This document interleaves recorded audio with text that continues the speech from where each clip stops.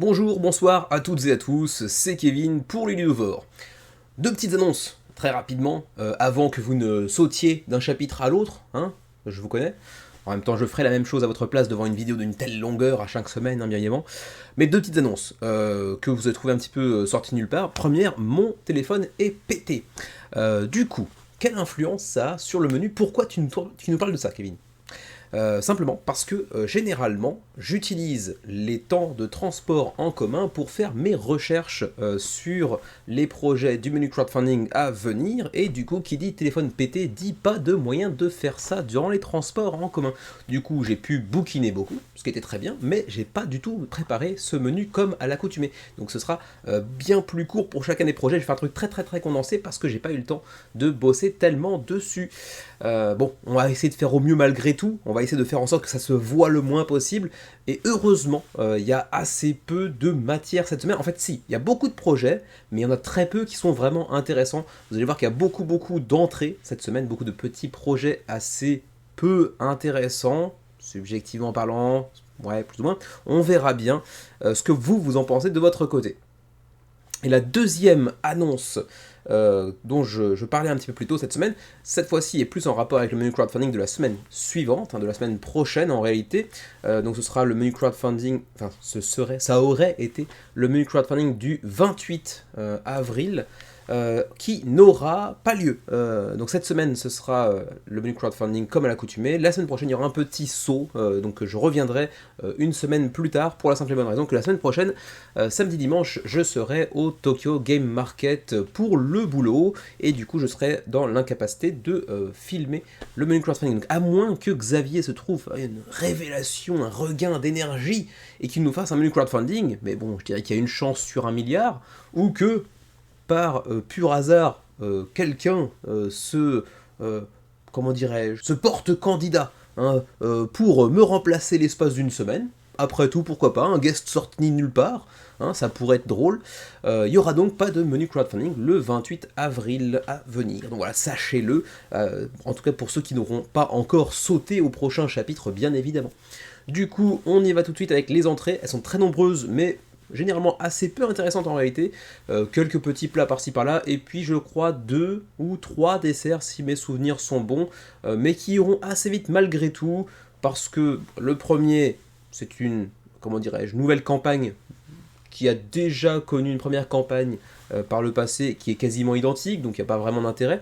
Enfin, pas vraiment d'intérêt à l'explorer en détail. La campagne elle-même a de l'intérêt pour ceux qui auraient raté la première par exemple. Et la seconde, c'est un éditeur bien connu qui nous a habitués à faire quasiment quand même des jeux très similaires les uns aux autres, en bien ou en mal après tout, hein. Et du coup, ben, c'est un petit peu la même chose, donc du coup, j'irai assez vite dessus aussi, je pense. Voilà. Du coup, on est parti.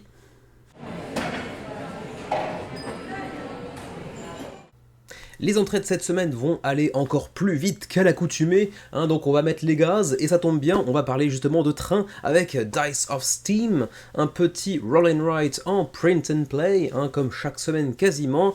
62 contributeurs pour l'instant, 11 jours avant la fin de la campagne pour ce petit projet à 3€, avec du placement de dés. Pour le reste, relativement classique, hein, on est sur un jeu de train avec de la construction de réseaux ferroviaires, etc. C'est pour 1-4 joueurs, pour 12 ans et plus, pour des parties assez longues malgré tout pour un roll and write, 45 minutes, c'est pas rien. Il y aura bien évidemment plusieurs types de fichettes à aller explorer qui seront un petit peu différentes les unes des autres, on imagine.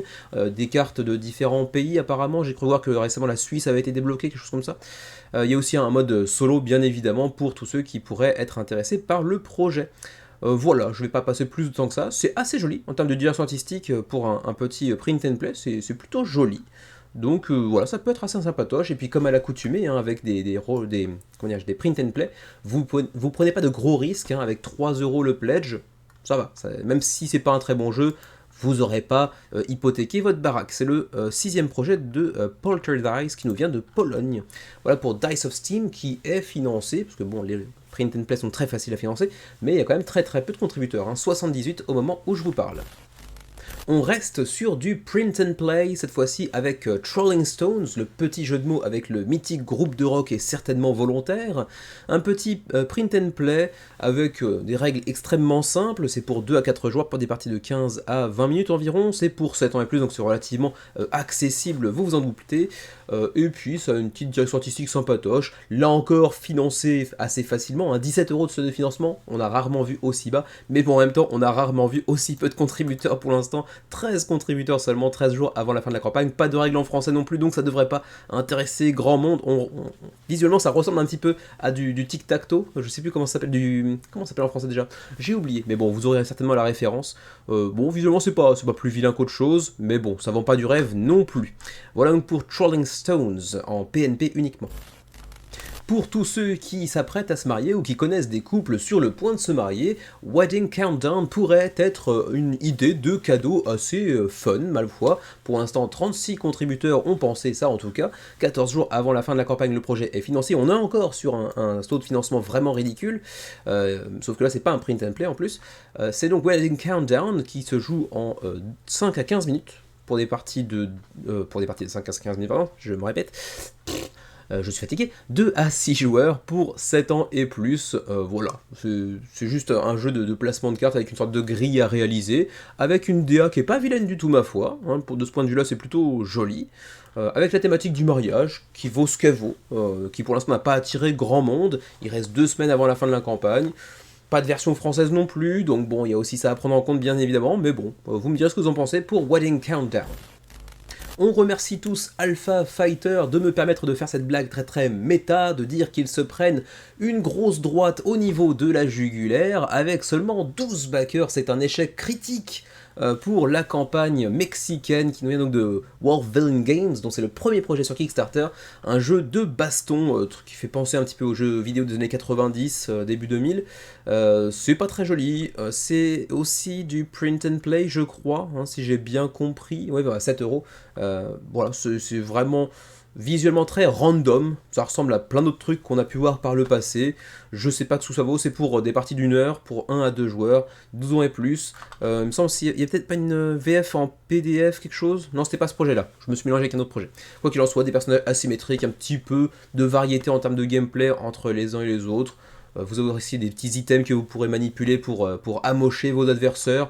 Bon, est-ce que c'est sympa en termes de gameplay? Je n'en ai strictement aucune idée, mais pour l'instant ça marche pas des masses, soyons honnêtes, et encore une fois pourtant le seuil de financement est assez bas. Voilà donc pour Alpha Fighter, pour le moment c'est plutôt un Delta Fighter.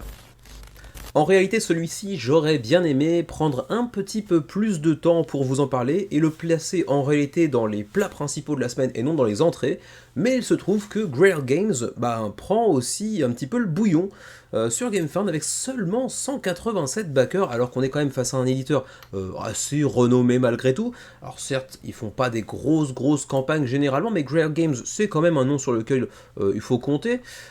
Peut-être pas pour le financement participatif, mais c'est un éditeur quand même assez bien installé. Et pour l'instant, Snowcrest, leur nouveau titre, ça marche pas des masses. Hein. Pourtant, c'est plutôt joli. On est sur un petit jeu de cartes relativement facile à prendre en main. 187 backers, c'est un peu moins ridicule que les précédents projets quand même. Mais venant de Grail Games, je m'attendais quand même à beaucoup mieux que ça. 18 jours avant la fin de la campagne, le projet est financé, pas de beaucoup, avec 11 000 $ australiens seulement, pour un jeu pour 1 à 4 joueurs, hein, des parties d'environ 1 heure, un jeu de cartes stratégiques qui peut également donc se jouer en solo comme vous l'avez vu, et qui dispose en plus d'une assez belle direction artistique. Bon, ça va pas non plus pas se casser 3 pattes à Son Goku, que vous voyez ici, hein, l'original, pas dans DBZ, mais bon, ça marche pas des masses, quoi. Voilà, simplement un jeu de cartes, de positionnement stratégique, avec des ressources, etc. Relativement classique certes, mais quand même, je pensais que le jeu ferait bien plus que ça, d'autant plus qu'il a quand même une assez belle couve, qui est quand même peut-être même plus belle que ce que les cartes proposent véritablement derrière. Mais bon, ça c'est encore un autre sujet.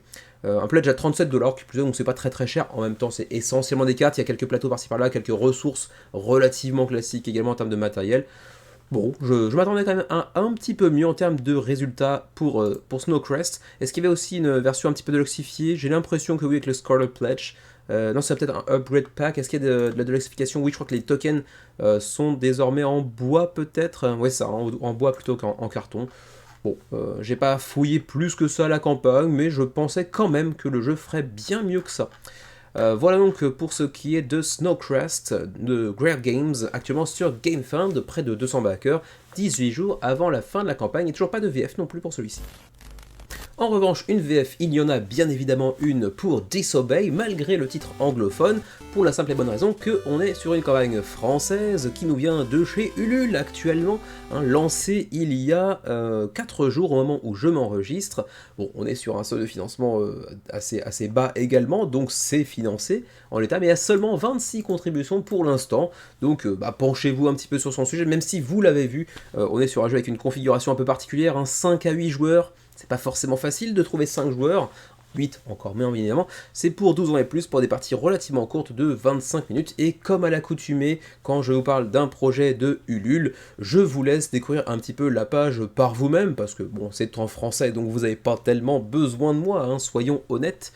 Voilà, c'est tout. Donc il y a un jeu de cartes avec des identités secrètes, etc. Relativement classique du peu que j'ai pu en voir, mais bon, ça coûte pas très cher en plus de ça si on se contente du jeu, parce qu'après il y a plein de petits goodies à aller choper derrière, mais le jeu en tant que tel, c'est 24 €. Bon, c'est pas exagéré non plus, avec certainement des frais de port assez réduits, parce que c'est souvent le cas avec Ulu également. Voilà donc pour Disobey, 19 jours avant la fin de la campagne, 26 contributeurs pour l'instant sur Ulule. On penserait pas comme ça, mais Cyber Pet Quest, c'est un jeu en campagne coop. L'allure donne pas cette impression-là. Mais quoi qu'il en soit, le nouveau jeu de Dead Alive Games, c'est leur 5e projet sur Kickstarter, pour cette boîte qui nous vient de San Francisco. Vous les connaissez peut-être pour Lunar Rush, leur dernier projet à ce jour, dont on avait parlé à l'époque dans le menu crowdfunding. Et avant ça, il y avait aussi Omicron Protocols qui avait d'abord été annulé, puis qui avait été financé un petit peu de justesse, qui était revenu avec une extension qui s'était un peu mieux passée d'ailleurs. Puis Lunar Rush, je me souviens même plus combien de backers ça avait fait, juste par curiosité on va regarder. On a du temps à perdre, près de 500 contributeurs, ce qui est quand même pas si mal que ça.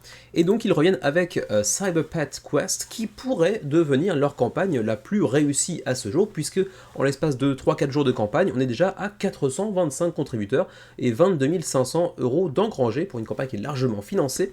C'est donc 3 semaines avant la fin de la campagne. C'est un jeu pour 1 à 4 joueurs en coop, donc pour des parties de 30 à 45 minutes avec plusieurs scénarios qui viennent s'enchaîner les uns avec les autres pour une campagne au long cours au final, mais une campagne au long cours qui reste familiale, donc durée de partie à l'unité assez courte, et un jeu très accessible pour 8 ans et plus, avec donc des animaux un petit peu robotiques, on va dire, que ça a une allure plutôt sympatoche, c'est vrai que ça devrait pouvoir séduire les enfants assez facilement. Le bateau c'est plutôt satisfaisant visuellement parlant, alors je pense que ça attirera peut-être moins les parents visuellement, certes, mais c'est pas mal, c'est assez coloré, ça pourra plaire aux amateurs de jeux un petit peu familiaux, on va dire. Voilà, pour le reste, on est, je crois, sur une boîte magnétique, ce qui est toujours assez sympa en termes d'ouverture, de rangement, etc. C'est quand même plutôt cool. Et en plus de ça, la boîte est un composant parmi d'autres du jeu. Donc ça, c'est plutôt sympa quand les jeux permettent d'utiliser la boîte en tant que matériel, enfin, composant du jeu lui-même. Donc c'est plutôt agréable. Voilà, pour le reste, j'ai pas fouillé plus que ça. Jeu en campagne, coopératif, avec des animaux différents, donc on imagine qu'il y aura aussi un petit peu d'asymétrie. On va aller faire un petit peu d'exploration dans la ville que vous avez entreaperçue sur les illustrations ici. On a aussi un petit livret à fascicules, on pourra acquérir de nouveaux items, de nouvelles compétences pour nos animaux, etc. etc. Ça peut être, ma foi, assez sympatoche. Aucune idée en termes de gameplay de la qualité du projet, mais sur le papier, c'est vrai que ça présente plutôt pas mal pour qui aime les jeux un petit peu familiaux et coopératifs. 425 backers avant... 425 backers, j'ai mélangé deux phrases ensemble. 425 backers avant la fin de la campagne, ça veut rien dire. 425 backers 20 jours avant la fin de la campagne pour Cyber Pet Quest. On repart à nouveau sur du print and play avec Alimentaria, 52 contributeurs, le projet est financé 22 jours avant la fin de la campagne, c'est le premier projet de Hugo Humberto Arroyo Montenegro, c'est très long, ça nous vient du Mexique à nouveau, il y a quand même toujours 4-5 projets par an qui nous viennent du Mexique, est-ce qu'il y a une sorte de petite communauté autour du board game au Mexique, plus que je ne l'aurais pensé en tout cas, et en plus de ça c'est un jeu qui vous propose des illustrations en 8 ou 16, je ne sais plus, 16 ou 8 bits, c'est pour 2 à 3 heures la partie, c'est super long, j'avais pas du tout remarqué ça quand j'ai regardé tout à l'heure, pour 2 à 6 joueurs, pour 7 ans et plus, Vous arrivez à faire jouer des enfants de 7 ans et plus pendant 2 à 3 heures sur un jeu? C'est chaud quand même. Je sais pas. Vous me direz éventuellement ce que vous en pensez. J'ai pas tellement cherché, j'ai pas tellement, comment dire, je parcouru la campagne en suffisamment de détails pour pouvoir émettre une opinion plus poussée que quoi 2 heures, 3 heures pour 7 ans et plus? J'y crois pas des masses.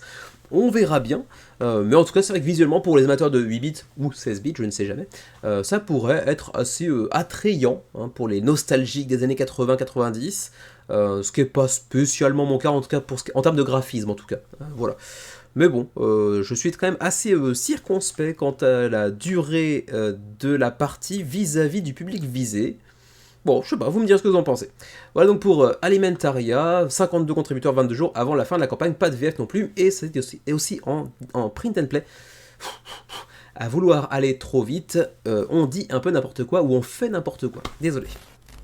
Si ça, c'est quand même pas carrément pompé sur l'histoire sans fin, hein, ça quand même ça ressemble un peu à Atreyu, mais avec des poils oranges. Cloud Foxes, qui est un jeu de placement de tuiles tactiques pour 1 à 4 joueurs. Pour le coup, on a un seuil de financement honnête, mais un ramassage en règle. Un triple loot se piquer, atterrissage sur le nez, sur l'arête nasale. Ça picote par où ça passe. 24 jours avant la fin de la campagne, je doute que ça suffise à les financer. On est plus près, à mon avis, d'une annulation que d'un succès en fin de campagne pour Cloud Foxes, avec 64 contributeurs uniquement. C'est le deuxième projet de Paperboat Games qui nous viennent de Leeds en Angleterre. Quel était le premier? Snapshot. Connais pas. Ah si, ça me rappelle quelque chose maintenant que je vois l'image, mais bon. Pour le coup, Cloud Foxes va pas réussir à faire aussi bien. Quoi qu'il en soit, c'est pour 10 à 15 minutes par joueur autour de la table, avec un setup variable à chaque partie, ce qui fait qu'il y aura une assez bonne rejouabilité, si tant est que le jeu est assez bon pour qu'on ait envie de le sortir à plusieurs reprises, parce que visuellement, je suis beaucoup moins convaincu par l'aspect visuel du jeu. Après le gameplay, je ne sais pas, bien évidemment, mais visuellement, ça vend pas du rêve, hein, ça donne pas envie, ça met pas la tulipe à 73 degrés.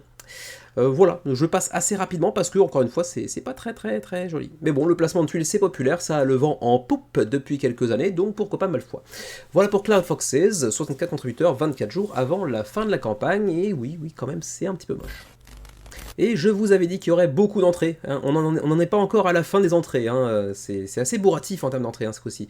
Goblin Auction, comme son nom l'indique, va y avoir des enchères. Voilà, on n'aime pas, c'est un style de jeu qui ne plaît pas à tout le monde. Je sais que Xavier n'est pas très fan. Bon, parfois ça peut passer, ça dépend. Là, on va donc générer de l'or, on va recruter des gobelins depuis le marché, des gobelins qui auront chacun des spécificités, hein. Et puis on va essayer simplement de l'emporter face à nos adversaires, hein. Celui qui sera le plus rapia autour de la table, bien évidemment, aura plus d'opportunités que les autres de l'emporter. Voilà, en tout cas on l'imagine, hein. 21 contributeurs seulement, encore une fois on se ramasse, on va pas aller très loin avec tous ces backers, hein. Bon, en même temps il y a encore un tout petit peu de chance d'aller financer, le seuil de financement étant assez bas quand même, mais encore une fois cette semaine les entrées se portent très mal, hein. Il y a quand même très peu de projets qui financent dans les quelques-uns que j'ai présentés pour l'instant. Par contre celui-ci, pour une fois, visuellement, pour une fois, non pas pour une fois, mais c'est vrai que le précédent était tellement vilain que il a marqué un petit peu mon esprit. Celui-là est un peu plus joli, voilà, il donne un peu plus envie, et encore, c'est un bien grand mot, hein, c'est pas un truc qui m'attire non plus, tout à fait net, mais bon, c'est pas vilain, quoi. Après, si vous êtes amateur d'enchères, pourquoi pas. Après, attention, le matos est quand même pas non plus très saillant, c'est pas très joli. Éventuellement, si on arrive à 20 000 $, il y aura un jeton en métal qui lui-même est pas très beau non plus. Donc le matos vend pas du rêve non plus. Voilà pour Goblin Auction, 21 contributeurs, pas de VF qui plus est. Je pense que ça va pas intéresser grand monde.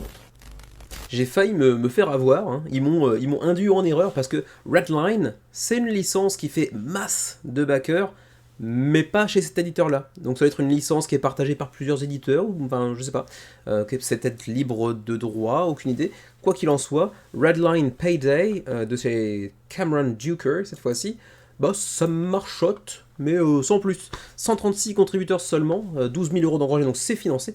26 jours avant la fin de la campagne, pas de VF, pour ce jeu qui vous propose des combats de mecha, hein, de sortes de gros robots contrôlés par des humains.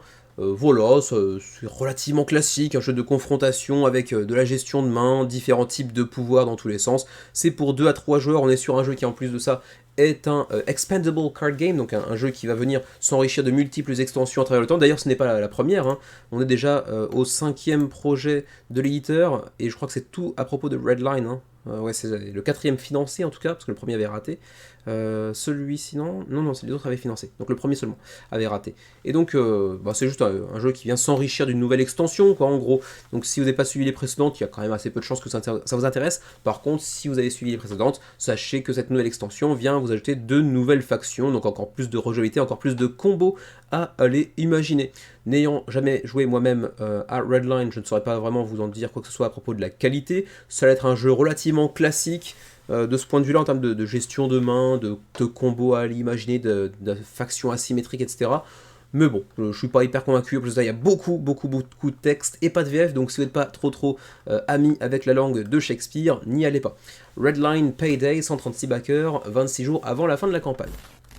Et non, on n'a toujours pas fini avec ces foutues entrées. On passe maintenant à Attack of the Snacks, 10 ans et plus, 2 à 4 joueurs, 45 à 90 minutes la partie, avec des masses de jets de dés apparemment dans ce jeu, 114 contributeurs, on est à peu près à 50% du seuil de financement, un peu compliqué pour eux mais ça reste encore possible, 27 jours avant la fin de la campagne pour un éditeur dont c'est le premier projet, Pyland, c'est un éditeur qui vient du Canada. Voilà, donc sachez-le, pour ce que ça vaut, c'est-à-dire pas grand-chose. La direction artistique est pas vilaine, il y a quand même pas mal de youtubeurs, de créateurs de contenu assez connus dans la sphère anglophone qui en parlent bien. C'est peut-être sympatoche après tout, il n'y a pas de VF encore une fois, il y a quand même très peu de projets en VF cette semaine aussi. Donc bon, prenez ça aussi en considération, je pense que c'est pas un projet qui va spécialement attirer beaucoup de backers francophones. C'est pas non plus un projet qui va vraiment faire des vagues dans la sphère anglophone non plus. On est sur une semaine assez bizarre avec beaucoup de projets, mais assez peu qui ressortent véritablement du lot. Donc encore une fois, comme en plus de ça, j'ai pas tellement étudié la question cette semaine, je vais pas pouvoir vous en parler beaucoup plus que ça. Il y a masse de personnages, il y a des upgrades dans tous les sens. Bon, voilà, j'ai pas l'impression que ça se distingue tellement du reste, mais encore une fois, prenez ça avec des grosses pincettes parce que cette semaine, je manque vraiment de préparation. Voilà donc pour Attack of the Snacks, 114 contributeurs, 27 jours avant la fin de la campagne.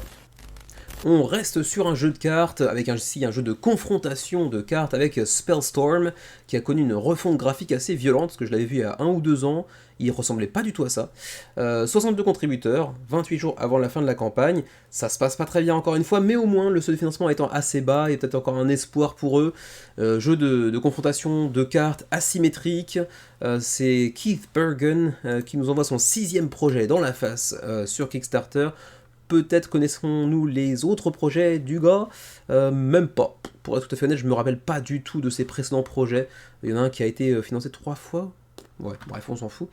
Spellstorm, qui visuellement, ma foi, est plutôt chiadé. Enfin, ça présente plutôt pas mal visuellement. Voilà, les cartes sont plutôt pas vilaines, même si je déteste le contour des cartes elles-mêmes. Mais l'illustration, bon, ça va, j'ai envie de dire. Ça m'attire pas des masses, mais au moins ça a l'air clean. Par contre, le contour est vraiment dégueulasse à chaque fois, hein. Ça faut arrêter. Mais bon, sur la table, voilà, ça présente pas trop mal, même si ça semble très bordélique.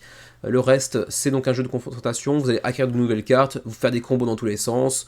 Il y aura plusieurs types de cartes, bien évidemment, que vous pourrez jouer ou non en fonction du timing, etc. C'est relativement classique. Encore une fois, ça vient pas non plus casser 3 pattes à un ornithorynque du Grand Nord. Bon, on arrive enfin à la fin des entrées de la semaine. J'en peux plus déjà. Family Adventure in Exploring Emotions. Assez intéressant comme projet, dans le sens où c'est assez unique, assez particulier. C'est un livre et un jeu de plateau en même temps.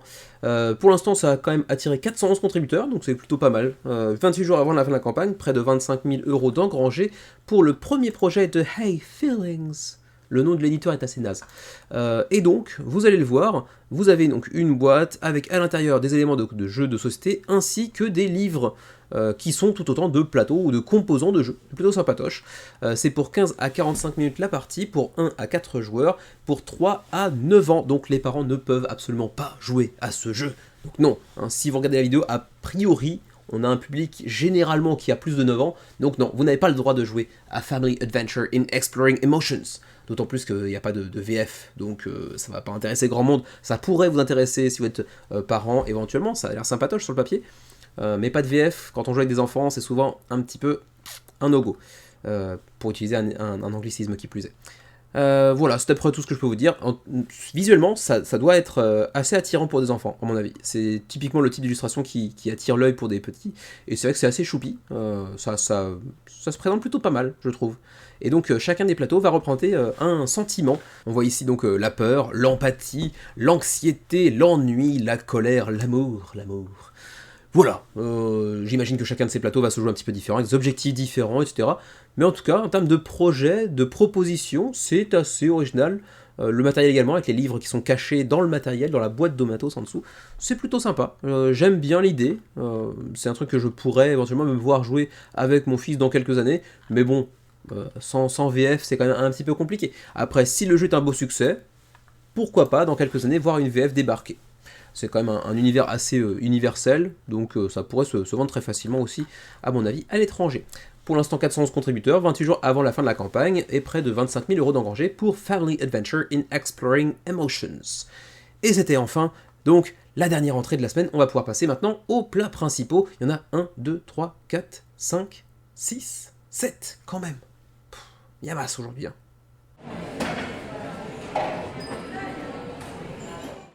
Allez, plats principaux ou non, cette semaine, hein, je vous l'ai dit, on va assez vite parce que j'ai pas exploré très en profondeur les projets.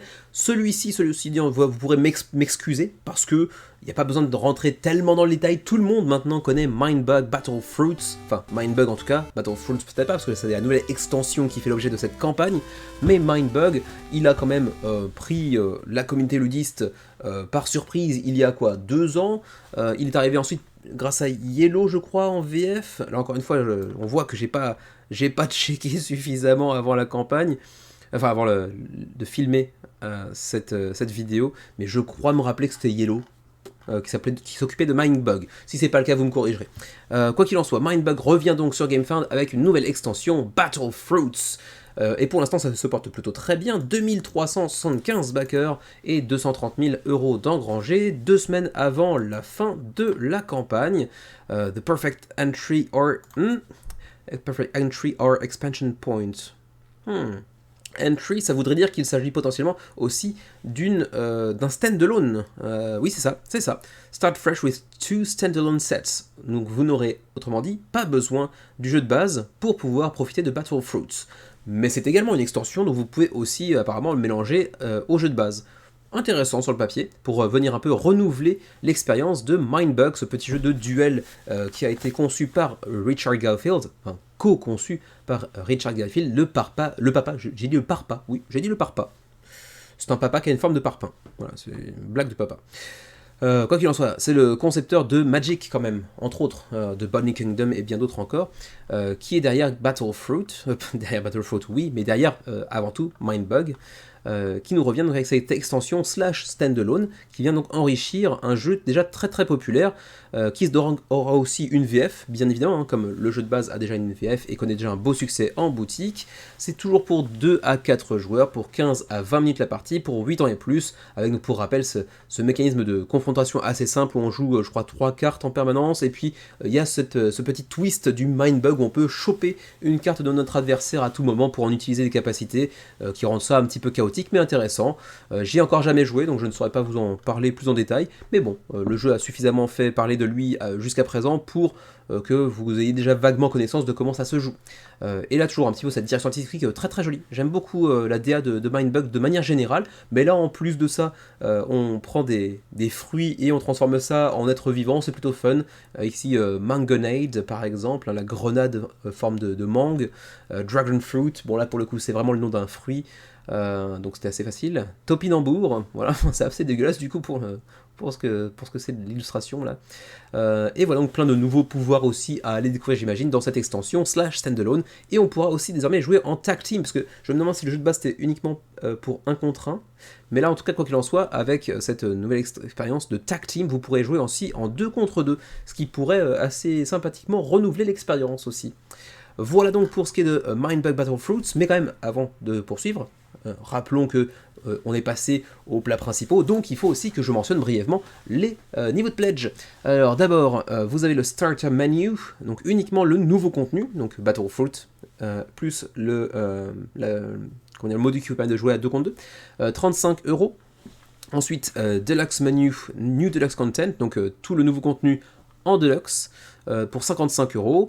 Ensuite, vous avez un 5-star menu, c'est des New Deluxe Content All-In, donc le all-in de toute la nouveauté présentée dans la campagne, donc sans le jeu de base, hein, deluxifié pour 115 €. Et puis vous pouvez aller chercher la totale aussi, hein, All You Can Eat, c'est la totale, je crois. Hein. Il y a le jeu de base aussi, je pense. Oui, le jeu de base est ici, les extensions déjà sorties par le passé, etc., etc. Le tout en deluxifié.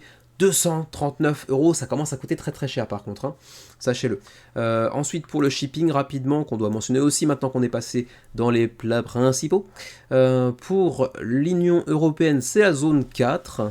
Attention, les pays qui ne font pas partie de l'Union Européenne, c'est dans la zone 5. Donc 11 à 16, 14 à 20, et juste par curiosité, les Canadiens, c'est la zone 7, donc 25-32, c'est quand même assez cher pour le Canada. Et puis pour nous, ce serait, j'imagine, du coup, dans le Rest of the World, donc 9, 25-48, ça pique aussi un petit peu.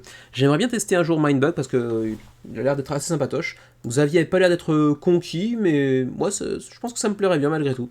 Donc voilà pour Mindbug Battle Fruits, 2400 contributeurs environ, 230 000 € et 15 jours avant la fin de la campagne, avec une VF qui plus est durant la campagne. Celui-ci aussi, vous n'avez pas tellement besoin que j'entre dans les détails, et ça tombe bien parce que je ne vais pas le faire cette semaine. Keyforge qui revient avec encore de la nouveauté, avec Ember Skies. Pour le coup, ça marche pas super pour Keyforge, qui pourtant est lui aussi un jeu assez bien connu du grand public. Peut-être qu'on se dit du côté justement du grand public que on peut tout à fait attendre la sortie en boutique. Et c'est vrai.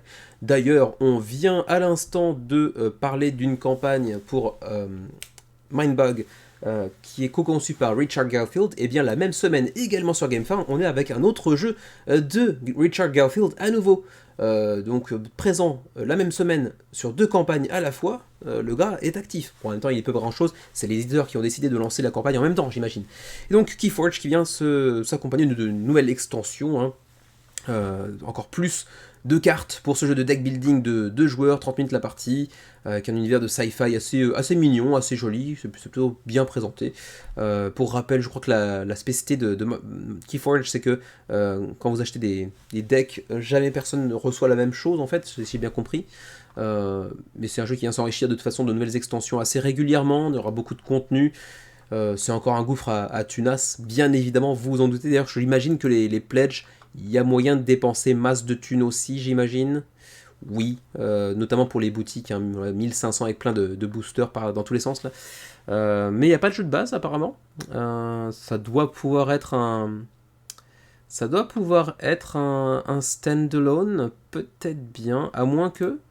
Il y a quand même un starter set ici. Ouais, 2-player starter set. Je sais pas, je connais pas suffisamment le jeu et du coup je l'ai pas suffisamment étudié cette semaine, donc je vais pas dire de conneries et je vais juste contenter de vous parler un petit peu des pledges. On en a un pledge à 165 ici, Raper of Amber, qui vous propose pas mal de petits boosters, donc là c'était aussi pour les revendre, pour faire des pledges groupés, je ne sais pas trop. Ensuite, Novice of the Crucible, pour ceux qui voudraient un starter set pour jouer à 2 joueurs, il faudra déjà au moins le jeu de base que vous voyez ici, même si c'est pas le jeu de base auquel je pensais. Pas la même allure, le jeu auquel je pensais était rouge, peut-être une série différente dans le même univers, encore une fois je ne sais pas, 60 $. Ensuite, Seeker of Decks, c'est uniquement pour ceux qui voudraient des booster packs, j'ai l'impression. Breaker of Chains, après c'est plus pour les boutiques je pense, tout ça, hein. Breaker of Chains, Turner of Keys, tout ça c'est pour aller chercher masse de booster packs. Donc à mon avis c'est plutôt pour les boutiques. Vous avez aussi un pledge mécénat où vous pouvez intégrer le jeu avec une photo qui sera un petit peu modifiée pour intégrer le jeu en termes de direction artistique. Voilà, est-ce que je retrouve rapidement le jeu de base auquel je pensais là-dedans? Ça ressemble plus à un truc comme ça, mais c'est même pas ça non plus. Non, bon, je suis perdu dans Keyforge, hein. Il y a trop de trucs, et j'ai pas suivi, parce que c'est un jeu qui m'intéresse fondamentalement pas du tout. Canada 27 à 90, Union Européenne 25 à 100, Suisse 42-120, et puis pour nous qui serions dans le Far East, 40 à 200 $ pour les frais de port. Concernant donc Keyforge avec cette nouvelle extension, Reaper of Amber, non c'est Ember Sky, c'était le nom d'un pledge, Reaper of Amber. Donc 566 backers, c'est quand même assez faible pour une licence assez connue, assez appréciée comme ça. Je pensais quand même que ça ferait beaucoup mieux. Est-ce que, encore une fois, ils n'attendent pas simplement que le jeu atteigne les boutiques, parce que de toute façon, on sait qu'avec un nom tel que celui-ci, il atteindra les boutiques de toute façon. En VF à terme aussi, même si durant la campagne, je crois qu'il n'y a pas de VF par contre. On va checker la FAQ rapidement pour voir s'il y a une mention sur les langues. J'ai pas vu de drapeau ou que ce soit. Language, je le vois nulle part. Donc, non. Ah, c'est juste ici, d'accord, il m'a trompé. Donc non, apparemment pas de VF durant cette campagne, en tout cas pour ce qui est de Keyforge Amber Skies. On continue avec le nouveau projet de Gram Édition, que vous connaissez certainement, c'est la boîte d'édition de Léandre Proust, qui à chaque campagne nous étonne avec sa démarche qui économiquement n'est vraiment pas viable, c'est vraiment un mec passionné. Vous le connaissez d'abord pour Clash of Deck, qui a connu une première campagne, puis une saison 2, voire même une saison 3, avec de moins en moins de backers, parce que ça a commencé à coûter de l'argent après n'avoir rien coûté au tout début. Puis Acrylogique l'année dernière, d'ailleurs, ils sont là. Je les ai pas finis, mais ils sont là. Voilà, c'était assez fun malgré tout. Je m'en suis un petit peu lassé, parce que bon, ça reste un sudoku, mais c'était sympatoche quand même. Et donc il nous revient cette fois-ci avec Gamelib Pocket, qui apparemment vous propose toute une ludothèque au sein d'une seule et même boîte. Encore une fois, un truc assez intéressant, un projet assez atypique, comme souvent avec Léandre Proust. Et pour l'instant, ça marche encore une fois plutôt bien avec 1024 backers qui, vous pouvez l'imaginer, ont en moyenne mis environ 10 € sur le projet. Pourquoi je dis ont mis 10 €? Parce que c'est un pay what you want. Autrement dit, vous pouvez mettre 1 ou 2 dollars comme bon vous chante. C'est encore une fois quasiment gratuit. 20 jours avant la fin de la campagne, c'est quand même un bon début. Est-ce que financièrement il rentrera dans ses frais? Certainement pas, j'imagine, parce qu'il y a quand même une boîte, il y a quand même du matos dedans. Donc je me demande toujours comment il fait, à moins qu'il soit blindé de caillasse, peut-être qu'il a gagné à l'euro-million, je ne sais pas. Quoi qu'il en soit, Gamelib Pocket, c'est essentiellement des cartes, il y a aussi des dés, il y a aussi des cubes, etc. Et à partir de ça, une masse de jeux que vous pourrez jouer avec ce seul matériel. Donc encore une fois, un joli coup en termes d'approche, c'est un vrai exercice de style réalisé ici par Léandre Proust. Aucune idée de ce qui peut se jouer, parce que la majorité des jeux qui sont ici mentionnés, je les connais pas. Est-ce qu'il y a en plus ça des jeux créés par Léandre Proust lui-même? J'imagine que oui, peut-être. 52 jeux dans la poche. Est-ce que ce sont tous des jeux déjà connus? Apparemment oui dans cette liste-là, mais est-ce qu'il y a des créations originales? Je ne sais pas. J'ai vu un jeu japonais, le Gomoku Ninoki. Je connais même pas ce jeu. Ok. Des jeux coréens, des jeux néo-zélandais, du Guatemala, d'Afrique, d'Égypte. Il a fait ses recherches, le wa. Hein, des jeux des Touaregs aussi. Ah bah c'est Targi, d'accord. Mais Targi, pas le Targi de. Comment ça s'appelle déjà? De Cosmo, qui était le jeu pour 2 joueurs, assez sympa. Il y a un tic-tac-toe. Ah, remarque, c'est peut-être des jeux sans licence aussi. Hein. Je ne sais pas. Mais bon, assez intéressant sur le papier, de pouvoir travailler une seule boîte et d'avoir 52 jeux là-dedans. Après, est-ce que ce sont des jeux qui vous plairont? C'est encore autre chose. Mais de toute façon, ça coûte quasiment que dalle, donc ça peut être intéressant malgré tout. Et ma foi, je vais pas en parler beaucoup plus, la campagne est très très très courte, donc il n'y a pas grand chose de plus à dire concernant Gamelib Pocket. Rapidement, est-ce qu'il y a une mention sur les frais de port? Ce sera 2 € worldwide, autrement dit, n'importe où dans le monde, vos frais de port seront à 2 €. Donc encore une fois, comment fait-il? On se le demande. Voilà, c'est à peu près tout ce que je peux vous dire concernant Gamelib Pocket, si ce n'est que, effectivement, si vous cliquez ici, vous pouvez également voir la page en français pour cette campagne, ce qui est toujours intéressant aussi. Voilà donc pour Gamelib, ça fait 3 fois que je le dis, 1024 backers, environ 11 000 € d'engrangés, 20 jours avant la fin de la campagne. Alors celui-là, pour le coup, il a l'air d'être vachement sympa, en vrai. One Hit Heroes. C'est le nouveau projet de 3D Wiggle 3D, bon c'était l'inverse, que vous connaissez peut-être d'ailleurs pour 5 Minute Dungeon ou encore 5 Minute Mystery que j'avais backé à l'époque, puis que j'avais revendu. Je connais pas par contre I'm Actually... Non, ça par contre je connais pas. Un jeu d'ambiance apparemment. One Hit Heroes, leur nouveau jeu, a l'air d'être vraiment très sympatoche. C'est un jeu coopératif, jeu de cartes essentiellement, de combat de boss, mais, comme le titre l'indique à demi-mot, vous avez un HP, un point de vie en vocabulaire de gaming, donc un HP. Donc chacun d'entre vous va être en incapacité de prendre plus d'un coup sans mourir. Donc assez intéressant, il va falloir, comment dirais-je, couvrir un petit peu vos arrières les uns les autres en fonction de vos avantages et de vos faiblesses les uns les autres pour mieux vous défendre face à des gros boss que vous affrontez donc en coopération les uns avec les autres. C'est pour 1 à 4 joueurs, pour 10 ans et plus, pour des parties de 45 minutes. Il y aura aussi un aspect légèrement legacy dans le sens où vous allez ouvrir de nouveaux packs au cours de vos parties, vous permettant de mieux aborder les prochains adversaires. Et c'est vraiment intéressant de devoir vraiment coopérer à fond pour couvrir les arrières de vos amis, pendant que en même temps eux couvrent les vôtres et que vous réussissez ou non à tabasser votre adversaire commun pour pouvoir espérer passer au prochain, tout en obtenant aussi du loot, du nouveau matériel vous rendant encore plus puissant. Assez sympa, le matos ça a l'air d'être plutôt classe, la DA est plutôt jolie, c'est pas forcément mon truc comme approche de DA, mais je pense que c'est plutôt bien réalisé, c'est déjà ça. Et ça coûte pas très cher, hein, 49$ pour le pledge de base en tout cas j'imagine.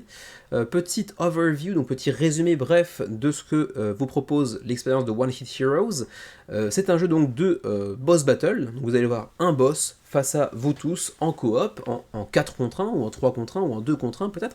Vous allez choisir un héros, tous les héros sont bien évidemment asymétriques, et ils ont tous un HP, un seul petit point de vie. Et après chaque combat, vous allez aussi pouvoir récupérer du loot, des items pour vous rendre encore plus puissant. Mais avec un seul point de HP, bien évidemment, vous n'allez pas aller très très loin, donc il va falloir couvrir les arrières des autres joueurs qui vous entourent, et eux feront de même pour vous, en fonction de vos forces et de vos faiblesses. Vous aurez aussi des actions de boss qui vont venir, bien évidemment, tenter de mettre fin à vos jours, de vous faire mordre la poussière, mais vous aurez possibilité de savoir un petit peu à l'avance ce qu'il prépare, ce qu'il s'apprête à vous mettre dans la tronche pour mieux vous préparer et éviter justement de perdre ce seul petit point de HP que vous avez. Vous pourrez aussi ensuite lui en mettre plein la tronche, bien évidemment, avec les différentes compétences asymétriques dont vous jouissez dans votre équipe, bien évidemment, mais attention, plus vous le frappez, plus il s'enrage et plus il est donc menaçant. Donc autant que faire se peut, il faut emmagasiner beaucoup de force et le frapper très très fort, très très rapidement. Et donc il faudra essayer de survivre au maximum pour ensuite passer au prochain boss avec encore plus d'expérience, de nouveaux items, de nouvelles compétences peut-être également, avec les upgrades que vous pouvez obtenir, notamment via l'ouverture de petits packs de ci, de là. Assez sympatoche également, cet aspect un petit peu jeu de cartes à collectionner, qui n'en est pas vraiment un, sachant en plus, vous l'avez peut-être aperçu ici, que c'est marqué Season 1, donc c'est un jeu qui pourrait à l'avenir s'enrichir de nouvelles extensions, de nouvelles saisons, de nouveaux épisodes en tout cas, pour revenir un petit peu enrichir et renouveler un petit peu l'expérience. Les pledge levels, on a un pledge de base Adventure à 49$, qui inclut tout le matos que vous voyez ici. On est sur un matos relativement minimaliste, hein, j'ai envie de dire, avec essentiellement des cartes, quelques petits plateaux par-ci par-là, des petits tokens, mais bon, relativement classique de ce point de vue-là. Ensuite, on a un pledge Heroic à 60$ qui vient ajouter un épilogue, donc un petit peu de contenu supplémentaire par rapport à la boîte de base. Ensuite, on a le Ultimate Co-op Bundle qui, cette fois-ci, en plus de One Hit Heroes, vous ajoute aussi la série des 5 minutes, donc 5 Minute Dungeon, 5 Minute Mystery, etc. etc. Et ma foi, c'est à peu près tout, je crois. Oui, c'est tout. Voilà, malheureusement, pas de VF pour l'instant. Pour One Hit Dungeon, pour 5 Minute Dungeon, il y en a un, mais par contre pour One Hit Heroes, pour l'instant en tout cas, ce n'est pas encore annoncé, peut-être y en aura-t-il à l'avenir en revanche, on peut l'espérer. Il y a un TTS aussi que vous pouvez tester, voilà ici, pour ceux que ça pourrait intéresser, et je pense que vous pourriez être nombreux, parce que c'est un projet qui vraiment a l'air d'être assez sympatoche. Il y a aussi un mode solo, je l'ai déjà mentionné, parce que c'est pour 1 à 4 joueurs, bien évidemment. Le shipping, rapidement. Canada, 15-15-25. Pour l'Europe, donc Belgique, France comprise. Hein. Est-ce que la Suisse est dedans? Oui, la Suisse est dedans aussi. 15-15 également. Pour nous qui sommes au Japon, ce serait 20-20. C'est pas très très différent en vrai. Et en plus, ça, on n'a pas de TV à nous. En tout cas, pour les pledges Kickstarter. Hein. Rassurez, dans la vie quotidienne, on a bien évidemment de la TVA. Voilà, ma foi, je crois que c'est à peu près tout ce que je pourrais vous dire concernant One Hit Heroes. Je vais checker rapidement dans la FAQ qu'il n'y a effectivement pas de VF pour l'instant, en tout cas. Il n'y a pas de mention vis-à-vis des langues disponibles, donc a priori non, c'est que de l'anglais. How soon can we expect Season 2? Quand pourrait arriver la saison 2? Ils ont déjà commencé à bosser dessus. Bon, j'imagine que ça dépend aussi, voilà, ça dépend du succès de cette campagne en cours. Bah, pour l'instant, ça se passe quand même plutôt très bien. 1500 backers en moins d'une semaine, il reste 27 jours avant la fin de la campagne. Ça devrait pouvoir faire un très beau résultat. Voilà pour One Hit Heroes, 1500 contributeurs, près de 100 000 euros d'engrangés, 27 jours avant la fin de la campagne. Beau petit projet. On repart chez GameFound avec Hispania The Roman Conquest, le nouveau jeu de Draco Ideas. On vous place en 201 avant Jésus-Christ et vous allez vous foutre sur la tronche. On est sur un jeu de contrôle de territoire pour 1 à 3 joueurs, configuration assez particulière, pourquoi pas 1 à 4, allez savoir, peut-être qu'il n'y a pas cette faction historiquement parlant. C'est pour 30 à 60 minutes la partie et vous le voyez, il y a une VF disponible en PDF. Le jeu, le matos lui-même, sera en anglais ou en espagnol, pas en VF, mais il y aura un PDF qui vous permettra d'y jouer malgré tout. Il y a quand même déjà près de 500 backers sur le projet, 17 000 euros d'engrangés, donc le jeu est financé 27 jours avant la fin de la campagne. Jeu donc stratégique, de guerroiement, coopératif, en contrôle de territoire, assez particulier, coopératif, contrôle de territoire, donc il y a peut-être une sorte de IA contre laquelle vous allez jouer, j'imagine. En tout cas, c'est présenté comme tel, hein, si je dis pas une connerie, hein. Coopératif, c'est pas marqué compétitif ou que ce soit, donc a priori c'est potentiellement uniquement coopératif, oui c'est marqué ici. Hispania is a cooperative game, donc oui, je l'avais raté ça. C'est donc pour 1 à 3 joueurs, j'ai dit tout à l'heure, 30 à 60 minutes la partie. Pour le reste, bon, vous le voyez, visuellement c'est quand même assez sommaire, et si vous ne l'aviez pas compris par le titre du jeu, bien évidemment vous êtes dans la péninsule ibérique, donc ça comprend aussi le Portugal qui apparemment est présent également, même s'il est sous la coupe de l'Espagne apparemment dans cette époque-là, cette époque lointaine. Vous avez ici le livret de règles qui sera disponible en VF, en VF également. Donc ça peut être intéressant pour se pencher un petit peu sur son cas. Sachant que la version physique de Hispania est à 24 €. En même temps, vous le voyez, il y a quand même très peu de matos, donc ça fait un jeu très très accessible. Vous avez aussi la possibilité de mettre la main sur d'autres jeux du même éditeur, comme Tetrarchia. Ils ont une tétrachie de projet. J'étais obligé de la faire celle-là, désolé. Tetrarchia, 24 €. Ou le combo avec les deux. All in Hispania Tetrarchia, 59 € avec un tapis de néoprène qui plus est, sans patoche. Et puis par contre le storage box, ça fait très magasin de bricolage, c'est assez particulier, mais pourquoi pas ma foi. Et puis ma foi, hein, on va dire que c'est à peu près tout, hein, parce qu'il n'y a pas grand chose de plus à dire ma foi que ça. Hein. Petit jeu de contrôle de territoire, 3 joueurs, en coopératif, donc assez original de ce point de vue là, parce que le jeu de contrôle de territoire où vous êtes en coopération, c'est intéressant sur le papier. Voilà, vous me direz ce que vous en pensez pour Hispania. Est-ce que vous êtes amateur de cette période, de ce type de jeu de guerre, certes, mais relativement court, et qui plus est coopératif? Est-ce que vous avez déjà testé des jeux de chez Draco Ideas, notamment Tetrarchia qu'on a mentionné tout à l'heure, Skull Tales, c'était eux également, ok. C'est leur seconde édition, d'accord, parce que je vois que c'est upcoming, donc le jeu n'est pas encore arrivé. Ah d'accord, c'est eux qui avaient fait Scope Panzer aussi. Ah bah du coup, Xavier, ça lui rappelle un truc. Xavier avait backé Scope Panzer juste parce que c'est un fan de chars. Et pour le coup, je l'avais testé une fois avec lui, j'étais pas du tout convaincu, donc bon, du coup, ça me refroidit un petit peu, mais c'est pas du tout le même genre de jeu, donc après tout, pourquoi pas. Voilà donc pour Hispania, près de 500 backers pour l'instant. Alors, oui, la honte sur moi, je n'ai jamais joué à Munchkin. Ça existe. Les joueurs qui n'ont jamais joué à Munchkin. J'ai jamais joué à Munchkin, je sais qu'il a des critiques assez vocales, disons, dans la communauté, peut-être une sorte de petit élitisme de joueurs face à un jeu beaucoup trop connu, je ne sais pas.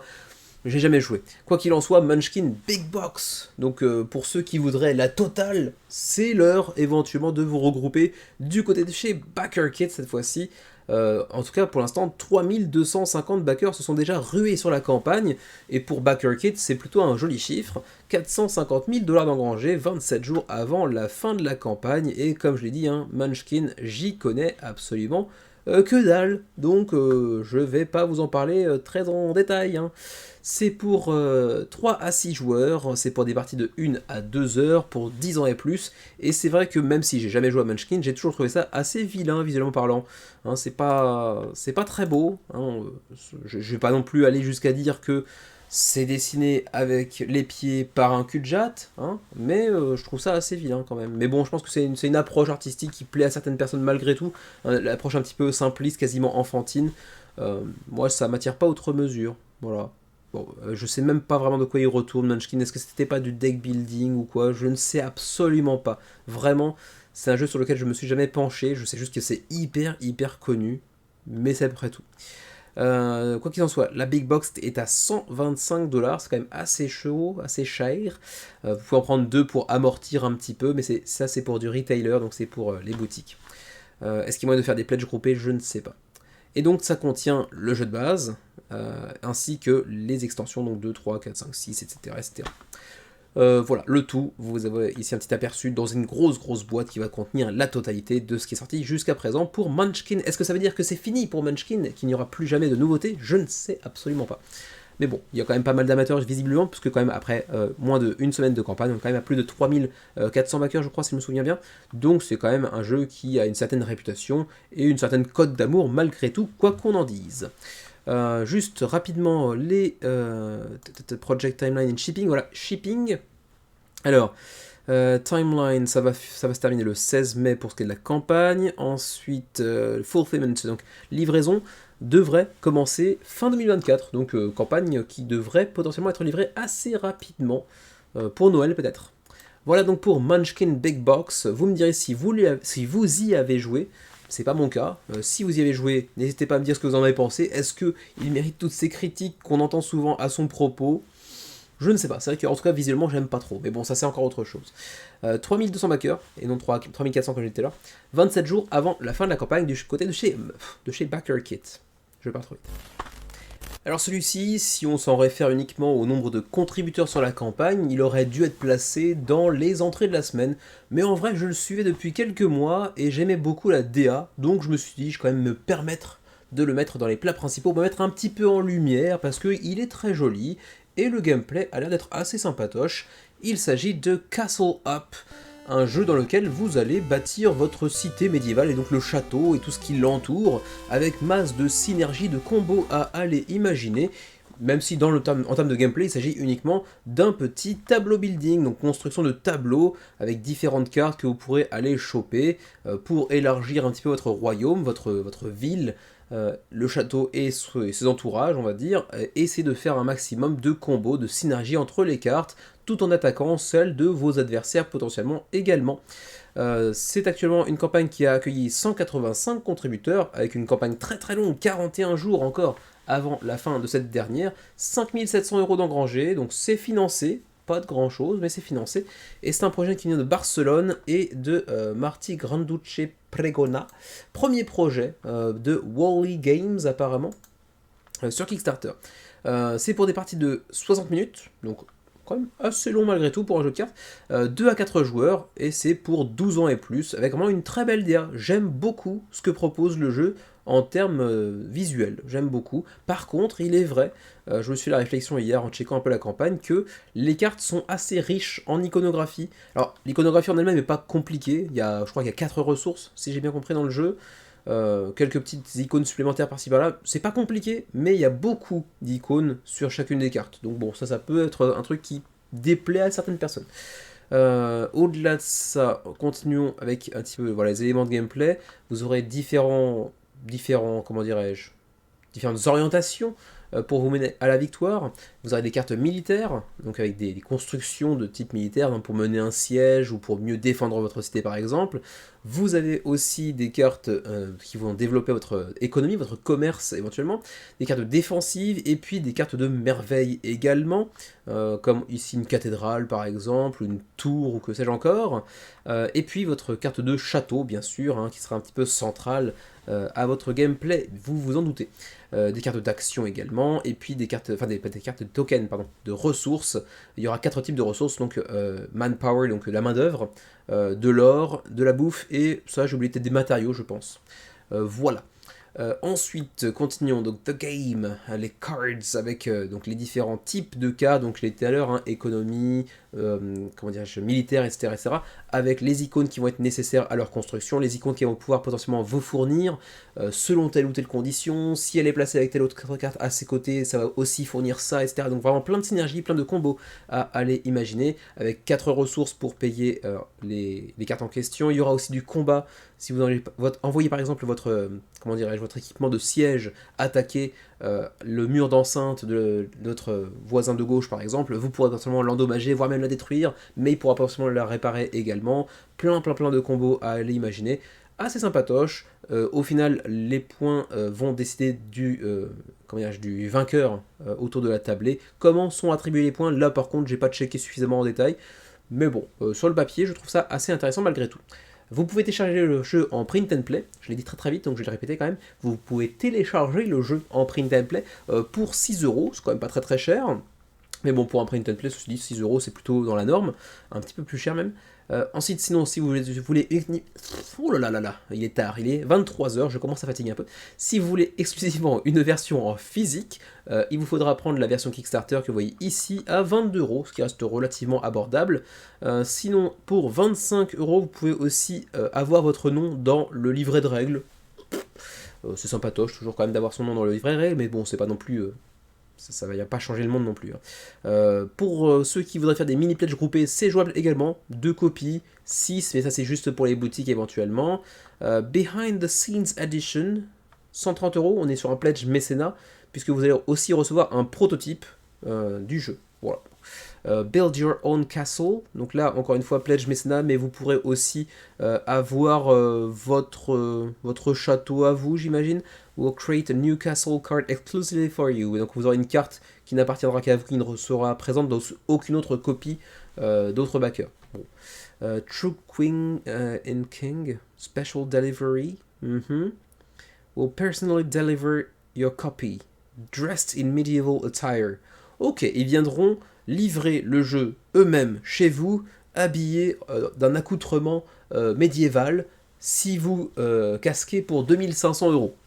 Bon, c'est fun, c'est marrant, mais c'est valide uniquement aux États-Unis, au Canada, en Angleterre, enfin dans le Royaume-Uni, excusez-moi, ou en Europe. Donc au Japon, il viendrait pas. Mais bon, c'est quand même assez fun comme idée. Parce qu'en même temps, si c'est disponible outre-Atlantique et en Europe, c'est-à-dire qu'éventuellement il y a un avion. Et l'avion, ça va leur coûter plus cher que 2500 s'ils viennent à 3 par exemple. Enfin, je sais pas, c'est assez bizarre. Mais bon, c'est assez fun. Voilà, le français est disponible, ça a été débloqué très récemment, donc sachez-le, de toute façon vous aurez le petit drapeau qui tourne, hein, comme à l'accoutumée, vous en doutez bien. Et puis pour ce qui est du shipping, il n'y avait pas de vidéo en français je crois, hein. En tout cas je n'ai pas vu, c'est dommage d'ailleurs, parce que c'est un projet qui maintenant a une VF, mais il n'y a pas de... Non, il n'y a pas de vidéo en français, c'est un petit peu dommage. Du coup, je parlais du shipping, on y revient, Canada 17€, Belgique 10, France 11, Suisse 12, bon ça reste très abordable, et pour nous en Asie ce serait 16€. Voilà.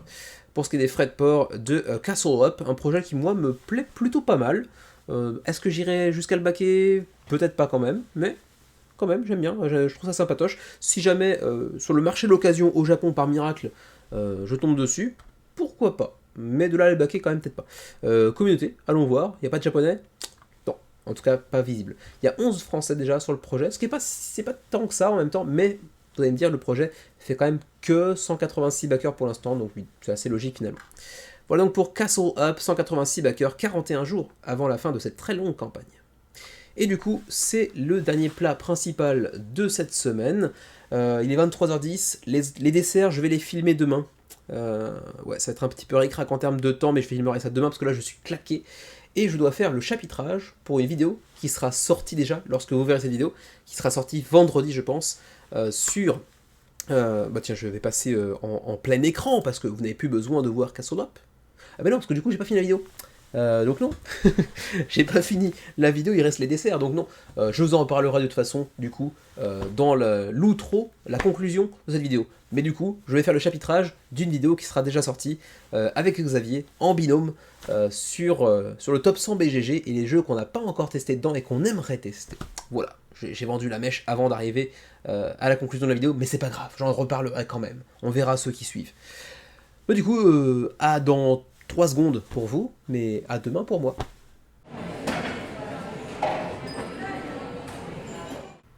Bon, ben, je vous avais dit que je terminerais cette vidéo le lendemain, le samedi, et en fait, non, j'ai eu un empêchement, donc me voici pris de court un dimanche après-midi, et après, faut encore se taper le montage. Je suis un petit peu en sueur. Mais bon, heureusement, il n'y a que 2 desserts cette semaine, et je profite de la sieste de mon fils pour terminer en speed le menu, en tout cas le tournage du menu. Avec cette fois-ci, vous le voyez, le retour à nouveau de Castles of Burgundy, les châteaux de Bourgogne sur GameFound. C'est la 2e campagne pour le jeu, hein, cette refonte totale graphique des châteaux de Bourgogne par Awaken Realms, qui appuie de tout son poids le projet en termes de marketing également. Hein. C'est un jeu qui s'est très bien vendu lors de la première campagne. On peut d'ailleurs aller voir rapidement un petit peu le score à l'époque. Alors c'était donc... non, ça c'est le cours, c'est le truc en cours, ça. Hein. La première campagne, elle était ici. Ça avait 5 millions d'euros à l'époque, avec 27 000 backers. Non, quand même pas autant, si. 28 000 backers, waouh, c'était un énorme succès. Et donc ils sont de retour sur GameFound, à nouveau bien sûr, avec déjà 9000 backers en fin de première semaine de campagne, avec bien sûr une VF, 9 jours avant la fin de la campagne. On devrait aller chercher les 20 000 backers à nouveau, à mon avis. En tout cas, c'est un jeu qui était encore une fois attendu pour ceux qui avaient éventuellement raté la première campagne, ou qui avaient hésité, n'étaient pas allés. Moi, ou encore Xavier. Hein, Xavier, je sais que sur ce projet-là, il est tel un petit suricate aux aguets, comme ça, vous voyez. Hein, il surveille, parce que les châteaux de Bourgogne, il aime beaucoup. Il a la version un petit peu plus ancienne, l'ancienne version de Lux, qui n'était pas tellement en réalité, je crois. Mais donc là, face à cette réimpression du château de Bourgogne par Awaken Realms, je pense que le portefeuille va sauter chez Xavier. C'est toujours pour 1 à 4 joueurs, bien évidemment, on reste fondamentalement sur le même jeu, il n'y a pas d'ajout dans cette campagne, je crois, donc vraiment c'est si vous avez raté la première, si vous n'étiez pas encore dans le jeu de société à l'époque, sachez-le que les Châteaux de Bourgogne, c'est un des jeux dans le top 15, 20 de BGG, donc c'est un des jeux les plus populaires de son temps, et de tous les temps d'ailleurs aussi par la même occasion. Donc voilà, si vous ne connaissez pas, vous aurez plein de vidéos, que ce soit en français, en anglais, en espagnol, quelle que soit la langue, sur YouTube pour en apprendre plus sur le jeu. C'est un jeu avec de la gestion de ressources, avec des plateaux asymétriques en fonction des joueurs. On va pas forcément jouer avec la même configuration de départ, on va dire. C'est un jeu qui a reçu énormément de prix. J'ai déjà traité moi-même le jeu lors de la première campagne en 2022 à l'époque. Donc allez, au pire, si vous voulez ma présentation, je vois pas très bien l'intérêt de voir spécifiquement ma présentation. Hein, mais bon, après tout, pourquoi pas, chacun ses kinks. Vous pourriez éventuellement, dans la chaîne des Ludovores, taper Burgundy en anglais pour le coup, parce que j'avais mis le nom de la campagne en anglais. Dans le menu crowdfunding, vous devriez pouvoir le retrouver. J'avais fait une présentation de 10-15 minutes sur le jeu, mais bon, en gros, normalement, vous devriez déjà connaître au moins de nom, au moins brièvement, ce que c'est que les châteaux de Bourgogne, avec toutes les extensions sorties jusqu'à ce jour en une seule et même boîte que vous voyez ici. Alors, vous avez peut-être déjà vu en photo ou en vidéo sur YouTube traîner récemment, parce que dans du salon du Festival de Cannes, il avait bien marché également. On a eu pas mal de gens qui trimballaient une énorme boîte. Hein. Par contre, préparez-vous, hein, parce qu'au-delà de la boîte qui est énorme, il y a aussi le prix qui va être énorme. Hein. C'est une énorme deluxification des châteaux de Bourgogne par Awaken Realms, donc bien évidemment qu'il va falloir hypothéquer votre maison, votre quartier même peut-être, hein, potentiellement votre ville entière, pour pouvoir mettre la main sur les châteaux de Bourgogne. Hein. Ça coûte plus ou moins le PIB du Tadjikistan, donc oui, il faut le savoir, mais bon, en termes graphiques, en termes de qualité de production, ils ont fait le boulot aussi, les gars. Vous le voyez avec toutes les extensions contenues dans la boîte de base. Vous avez aussi la nouvelle extension, pour le coup qui n'est pas nouvelle pour cette campagne-là, mais qui était nouvelle pour la première campagne de Awaken Realms, qui donc s'appelle Vineyards. Vous avez aussi un automa qui vous permet de jouer au mode solo. Vous avez un pledge de base à 95 $. C'est juste le jeu de base qui s'accompagne des stretch goals, mais c'est tout. Du coup, vraiment, c'est le jeu de base que vous pourriez ensuite potentiellement acquérir en boutique dans quelques temps. Hein. Donc vraiment, c'est l'essentiel si vous n'avez pas besoin de grand chose d'autre. D'autant plus que, je vous le rappelle, hein, il y a toutes les extensions à l'intérieur. Donc voilà, vous êtes quand même à l'abri pour un sacré paquet de temps avec ça. Vous avez aussi les châteaux en impression 3D bien sûr, bref, tout a été revu et corrigé, hein. Les tuiles sont quand même beaucoup plus jolies comme ça qu'elles ne l'étaient avant, mais vous allez bien sûr pouvoir deluxifier tout ça avec une version différente qu'on va aller voir très rapidement. Alors, justement, descendons un petit peu, hein, je passe pas trop de temps, parce que de toute façon, on avait déjà parlé de ce projet en long, en large et en travers lors de la première campagne. Voilà, je vous ai un petit aperçu sur l'extension Vineyard que vous entreapercevez ici, avec les différentes tuiles qui vont venir se loger dans le petit insert 3D ici, très très classe. Ensuite, toutes les extensions contenues bien sûr dans la boîte de base, ça fait quand même bien plaisir. Et on en arrive donc aux différents niveaux de pledge avec les petits ajouts qu'on va pouvoir venir apporter de ci de là. Je viens de mentionner tout juste la petite enfin pas la petite extension, non, la petite version de base, la petite versionnette de base à 95$, donc une boîte qui pèse un âne mort déjà, pour 95$. Mais ensuite, si vous voulez, vous pouvez aussi agrémenter votre pledge de plein d'autres petits ajouts pour deluxifier encore plus votre pledge, votre jeu, pour qu'il coûte quasiment aussi cher que votre appart. Par exemple, ici, vous avez le Splendid Pledge, qui, en plus de la boîte de base que vous apercevez ici, et de la boîte de Stretch Goals également, bien sûr, vous avez aussi un playmat qui vient remplacer le plateau central avec un tapis de néoprène, très cool, d'autant plus que, il me semble, il est double face, vous le voyez ici. Alors j'imagine que c'est pour 3-4 joueurs, peut-être de l'autre côté pour 2 joueurs, je ne sais pas, avec ou sans extension, des trucs comme ça. Ensuite, vous avez également les Hex Tiles, donc toutes les petites tuiles du jeu qui vont être maintenant en acrylique, donc petite deluxification à nouveau.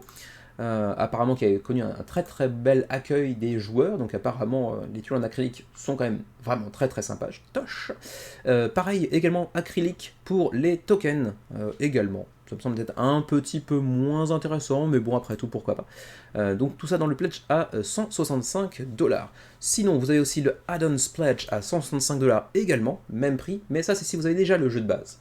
Si vous avez déjà le jeu de base, vous pouvez aussi prendre juste toutes les acryliques, plus également le 3D Terrain Pack, donc qui vient ajouter l'ensemble des tuiles du jeu, donc toutes les tuiles que vous avez vues tout à l'heure en acrylique ou en carton, désormais en impression 3D.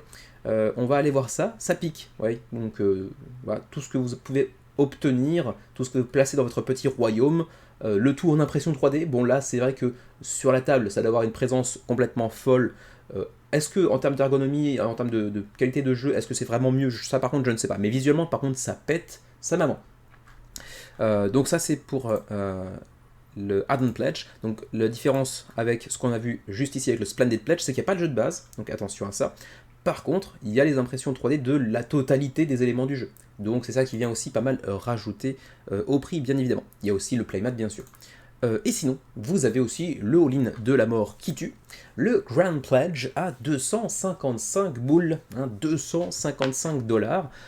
C'est la même chose, sauf qu'il y a le jeu de base, quand même. Éventuellement, si vous vraiment vous avez raté la première campagne et que vous voulez une expérience deluxifiée autant que faire se peut, et c'est le pledge qu'il faut aller choisir, même si vous le voyez, ça va coûter un bras, une paupière, peut-être potentiellement aussi l'œil qui va avec, et puis, pourquoi pas aussi l'appendice. Mais bon, ça vous éviterait d'avoir une opération par la suite si vous avez une appendicite, donc c'est quand même pas mal. Quoi qu'il en soit, je vais pas aller beaucoup plus loin que ça, parce que, bon, on a déjà traité de cette campagne la dernière fois, il n'y a pas tellement de vrais ajouts, même si, vous l'avez vu, si vous avez suivi le menu à l'époque, ou si vous avez suivi la campagne, en tout cas à l'époque, les niveaux de pledge sont un petit peu différents. Mais bon, fondamentalement c'est le même contenu, sauf qu'avant il fallait acheter des trucs en add-on, là c'est contenu dans un pledge, mais c'est à peu près la seule différence. On va ensuite aller voir les frais de port, voilà, qui se trouvent ici. Alors, vous pouvez toujours, comme souvent avec Awakened Realms, choisir le Single Wave ou le Multiple Waves, du coup, je sais pas comment ils appellent ça. Ou alors c'est qu'il n'y a qu'un seul choix cette fois-ci. Tiens. C'est pas impossible. Donc du coup, contrairement à d'habitude, vous auriez potentiellement qu'un seul choix. Bon, je ne sais pas. Je checkerai un peu par la suite, on verra. Single Wave, donc en un seul envoi. Pour l'Union Européenne, 17, 24, 32 en fonction de ce que vous allez choisir. 26, 31, 38 pour, j'imagine, la Suisse par exemple. Ensuite, au Canada, nos amis québécois par exemple, vous paierez 25, 30 ou 38$ de frais de port. Anzo, je sais même pas ce que c'est. Asia, on est dans un ou deux nous, on est dans le 2 malheureusement. Donc 40, 45, 53$ de frais de port pour nous. Et puis donc éventuellement pour ceux qui vivraient ailleurs dans le monde, c'est 40, 45, 53 également, comme pour nous. Donc c'est quand même un petit peu cher. Alors que si vous vivez en Pologne, là pour le coup, vous avez vraiment de la chance. Parce que 5, 7, 9, bon, vous avez de la chance pour ce pledge là. Je sais pas si il vaut mieux vivre en Pologne qu'en France ou au Japon, mais en tout cas pour ce qui est des frais de port de Awakened Realms, vous êtes bien. Voilà, du coup je vais pas parler plus que ça, parce que ma foi, mon fils arrive. Qu'est-ce qui se passe? Il s'est réveillé sans pleurer. Coucou mon fils. Bah alors, tu fais la gueule? Bon bah, je vais faire une pause du coup. Viens mon fils. Oh, faut pas chouiner, t'inquiète pas. Je suis pas parti. Bon bah, on va faire un cut, hein. Bon, comme le disait le lapin de Alice au Pays des Merveilles, je suis en retard, je suis très en retard, puisque après la sieste de mon fils, j'ai dû aller chez mon frangin, il est maintenant 21h, normalement je poste le menu à 20h30, heure japonaise, 13h30 chez vous, du coup je suis déjà bien à la bourre, et il faut encore que je monte après, donc je vais avoir au moins 2 heures de retard, hein, facile. Mais bon, quoi qu'il en soit, on termine ce menu par God of War, The Board Game. Encore une IP, une licence intellectuelle comme on dit en français, autrement dit un jeu vidéo adapté en jeu de plateau. Il s'agit cette fois-ci de God of War et vous le voyez, il y a bel et bien un drapeau français. On aura donc une VF pour cette adaptation du jeu vidéo par Simon que vous voyez ici. 3000 backers à la fin de cette première semaine de campagne, ce qui est pas mal, mais honnêtement pas si énorme que ça non plus. Alors certes, on a fait le déménagement du côté de chez Simon de Kickstarter à GameFound, mais quand même, c'est un petit peu décevant malgré tout, je trouve. 11 jours avant la fin de la campagne, bon ceci dit, ils ont quand même 3000 backers, c'est loin d'être ridicule, mais c'est juste que pour Simon, c'est une première semaine un peu légère, avec quand même 324 000 $ d'engrangés. On est, comme d'habitude avec Simon, sur un jeu, enfin comme d'habitude, c'est pas tout le temps le cas, mais c'est souvent le cas, un jeu coopératif, jouable pour 1 à 4 joueurs autour de la table, 60 minutes la partie, donc relativement court, relativement facile à sortir, et 14 ans et plus, avec bien sûr aussi un mode solo, vous vous imaginez bien, dans l'univers donc de God of War, la célèbre licence de jeux vidéo, très populaire, surtout depuis le reboot effectué par les studios de Santa Monica, si mes souvenirs sont bons. Et donc, vous pourrez incarner dans God of War plusieurs personnages du monde de God of War, à commencer par les deux principaux que vous voyez ici, hein, bien sûr Kratos, personnage principal, mais également Atreus, son fils, et puis les autres, on les verra un peu plus bas, je crois. Voilà, donc pour le reste, vous imaginez bien qu'on va aller bien tout simplement arpenter les différentes régions que l'on a pu arpenter également dans le jeu vidéo depuis le reboot, donc les régions du nord de la Scandinavie, on va dire. Et tataner en fait des monstres et également des divinités en tout genre, comme à chaque fois hein, dans God of War, bien évidemment. Pour le reste, je dois vous avouer que en termes de présence sur table, en tout cas de ce qui est présenté ici, ce qui est sous nos yeux, je suis un poil déçu. Je trouve que les cartes sont un petit peu random, ça manque vraiment de personnalité. Donc je sais pas si ça peut expliquer en partie le nombre de hackers assez modeste pour une campagne de Simon, peut-être. Les plateaux n'ont pas l'air d'être non plus éblouissants, donc ouais, je suis quand même globalement un petit peu déçu par l'aspect visuel, et on aurait pu faire quand même bien mieux avec la licence de God of War. Ceci dit, comme toujours avec Simon, on aura aussi de très belles miniatures, très bien détaillées, donc ça c'est quand même assez agréable. Mais encore une fois, voilà les cartes, bof. Qu'est-ce que c'est censé vraiment représenter? On pourrait en fait simplement extraire ces cartes de la campagne et dire que ça appartient à un jeu au hasard, jeu 3743, et se dire ben ouais pourquoi pas, ça n'a pas une identité visuelle propre qui nous ferait penser à God of War plus qu'à un autre jeu en fait, c'est ça que je veux dire. Donc ouais, un petit peu décevant de ce point de vue là. On a aussi ce personnage là, j'oublie comment il s'appelle, qui était présent dans les jeux vidéo précédents bien évidemment. Mais au-delà de ça, il y a un autre truc qui me dérange un poil. Et bon, après, chacun ses avis là-dessus, bien sûr, mais Simon, ils ont une recette qui marche très bien. On l'a vu à de multiples reprises. Le truc, c'est que plus le temps passe, plus j'ai l'impression que ça a du mal à se différencier les uns des autres, en fait. Est-ce qu'ils feraient pas un tout petit peu toujours la même chose? On reste sur un jeu coopératif, relativement accessible, avec des pouvoirs asymétriques, avec des monstres variés, bien sûr, ok, mais est-ce que, si vous vous limitez à ce que l'on voit un petit peu ici, est-ce que vous vous dites pas que c'est un zombicide dans le Grand Nord, avec la licence de God of War dessus? Je sais pas, encore une fois, hein, je suis vraiment pas connaisseur, hein, j'ai jamais joué à, par exemple, Zombicide, mais c'est vrai qu'avec 4-5 campagnes de Zombicide, avec des campagnes de Marvel Heroes, Marvel Zombies, etc., j'ai toujours un peu l'impression de voir le même jeu, avec un aspect visuel un peu différent, donc ça me dérange un petit peu. Quoi qu'il en soit, le Why Back Now, vous avez le Mortal Pledge ici que vous voyez à 70$, donc un peu moins cher qu'en boutique, bien sûr, mais bon, ça c'est toujours le cas hein, de toute façon. Le Demigod Pledge qui vient vous ajouter l'extension Blacksmith Brothers qui vous permettra de jouer jusqu'à 3 et 4 joueurs, parce qu'apparemment le jeu de base ce sera uniquement pour 1 à 2 joueurs, apparemment, si j'ai bien compris. Plus une autre boîte Nightmare Box qui s'accompagnera de toutes les activités en stretch goals. Alors que là, on n'aura pas de stretch goals dans la boîte de base. Donc attention, ça aussi c'est un gros truc à souligner. Dans le Mortal Pledge, le pledge de base, il n'y a pas de stretch goals. Autrement dit, c'est une précommande.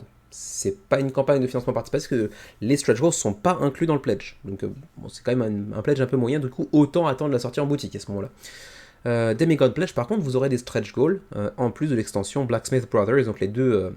Tiens, j'ai oublié le mot français pour Blacksmith. Forgeron. Qui vous permettront d'acquérir des armes différentes, j'imagine, en tout genre. Ensuite, le How to Play, bon, vous allez choisir un scénario, vous allez choisir aussi une difficulté, vous allez choisir vos ennemis.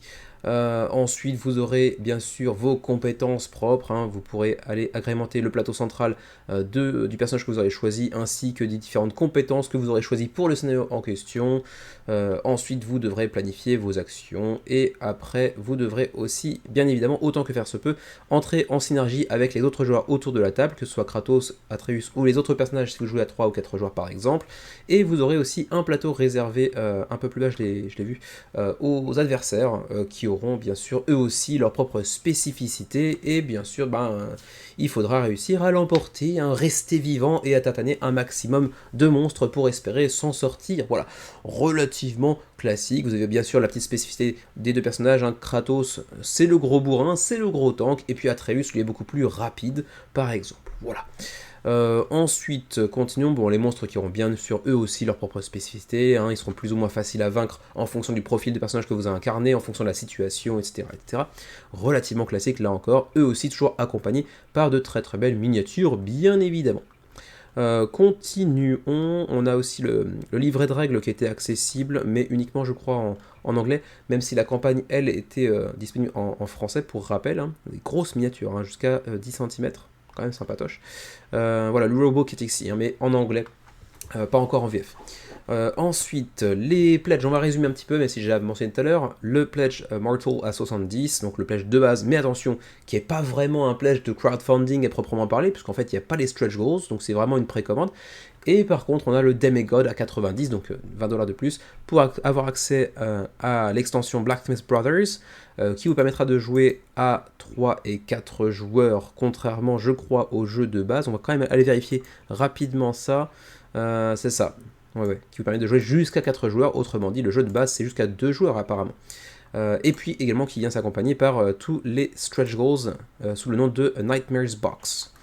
Ensuite, les Nightmares, la Nightmares Box, les stretch goals vont être révélés bien sûr au fur et à mesure de votre campagne, hein, vous pouvez l'imaginer.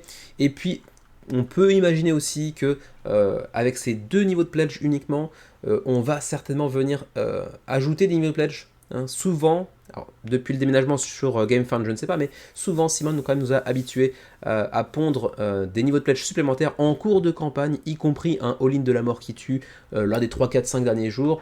Donc certainement qu'il y aura moyen de dépenser plus que 90$ d'ici la fin de la campagne, à mon avis. Pour le reste, en add-on, vous pouvez aussi ajouter Nightmares Valkyries, qui vient ajouter les Valkyries, donc des personnages hyper coriaces du premier épisode, si mes souvenirs sont bons. Ils étaient vraiment hyper balèzes et vraiment pas faciles à battre. Et puis Special Bonus Cards aussi pour 5$, qui vient ajouter un set de 8 nouvelles cartes bonus. Originally offered as a follower gift on the Ah oui d'accord, qui était offert à ceux qui avaient suivi la page de pré-campagne, mais qui donc seront à 5$ si vous les voulez, et que vous avez raté du coup la pré-campagne, on va dire. Les niveaux de pledge c'est fait, donc on va passer maintenant au shipping. Il y a assez peu de détails en réalité, hein, si vous voyez, la page est assez courte. Si on passe rapidement sur tout ce qui est visuel ici, il n'y a pas vraiment de how to play assez précis, assez détaillé. Peut-être aussi que ça a pu effrayer certaines personnes, je ne sais pas. On n'a pas non plus beaucoup de vidéos de gameplay, on a ici celle de Board Game Co par exemple, mais c'est à peu près tout hein, en réalité. Alors, ensuite, donc le shipping disais-je, pour ce qui est de nos amis canadiens, ça va être 39,51 ou 44,60, ça dépend des pledges que vous allez choisir, de la région dans laquelle vous vivez, j'imagine aussi. Ensuite, le hub européen, pour la plupart des pays, y compris donc Belgique, France, etc., ça va être de 27 à 42, puis de 27 à 47 dollars de frais de port. Puis pour nos amis suisses, 55, 74, 67,89, ça pique vraiment méchamment. Et puis pour nous qui sommes dans le hub asiatique, dans Other Countries, donc 32,56, 50,92 de frais de port, ça pique un petit peu, et puis la TVA bien sûr ajoutée, vous avez l'habitude, vous connaissez la chanson. Ensuite, la livraison devrait théoriquement commencer entre 8 et 10 mois après la fin de la campagne, ce qui en fait une livraison potentiellement assez rapide, potentiellement même pour la fin d'année pour certaines personnes, à voir. Et puis c'est tout. Donc vraiment, campagne assez étrange, mi-précommande pour le jeu de base, mi-crowdfunding pour le pledge Demigod que vous voyez ici, peut-être pour d'autres pledges qui vont venir aussi, je ne sais pas. Et puis vraiment, assez peu de matière, on a une seule vidéo, c'est quand même très très rare de la part de Simon d'accompagner leur campagne de si peu de contenu en termes de création de vidéos. Ouais, je suis assez étonné, je suis assez circonspect. Qu'est-ce qu'ils veulent faire avec cette campagne? Mais du coup, on comprend un petit peu mieux que pour l'instant, on ne soit que, entre guillemets, à 3000 backers pour GameFound qui nous habitue généralement à faire du 20-25 000 par campagne. Bon, il y a aussi le déménagement chez GameFound, certes, mais quand même, ça n'explique pas tout. C'est un peu étrange, cette tournure que prennent les choses du côté de chez Simon avec la campagne de God of War, The Board Game. 3000 backers, 11 jours avant la fin de la campagne pour ce jeu. Et ma foi, c'est à peu près tout pour le menu crowdfunding. Il est 21h30. Montage rapidos. J'ai déjà commencé tout à l'heure pendant la sieste du petit la première partie du montage. Pour ce qui est des entrées et du plat principal. Normalement, là j'ai 1 heure de retard au moment où je m'enregistre. On va viser le 22h30, autrement dit le 22h30, ça fait quoi 15h30 chez vous? Oui, c'est ça, 15h30. On va essayer d'avoir que 2 heures de retard, mais je promets rien. Peut-être 3 heures de retard. Mais bon, au cas où, hein, je m'excuse platement. Mais bon, que voulez-vous? Et pour rappel, je le rappelle encore une fois, je l'ai dit en début de vidéo également, la semaine prochaine, pas de menu crowdfunding pour cause de Tokyo Game Market. Je serai donc à Tokyo pour le boulot. Peut-être que je ferai quelques petites photos par-ci par-là et peut-être quelques vidéos, je ne sais pas, je pense pas que j'aurai vraiment le temps ou l'énergie une fois que ce sera fini, mais on verra bien. Du coup, on se retrouve nous dans 2 semaines en tout cas. Peut-être que Xavier fera un petit peu le pont, la passerelle avec une ou deux vidéos de son côté à lui, je ne sais pas. Du coup, je vous remercie à nouveau de m'avoir suivi. N'hésitez pas à laisser un petit like. Abonnez-vous si ce n'est pas déjà fait, je ne le dis pas très très souvent. Et puis ben voilà, jouez bien, portez-vous bien, prenez soin de vous et de vos proches, surtout. Également, dernière petite chose, quand même, hein, parce que voilà, on va pas oublier, c'est quand même une date fatidique, hein, pour une personne. Bon anniversaire Anto. Et à la prochaine tout le monde.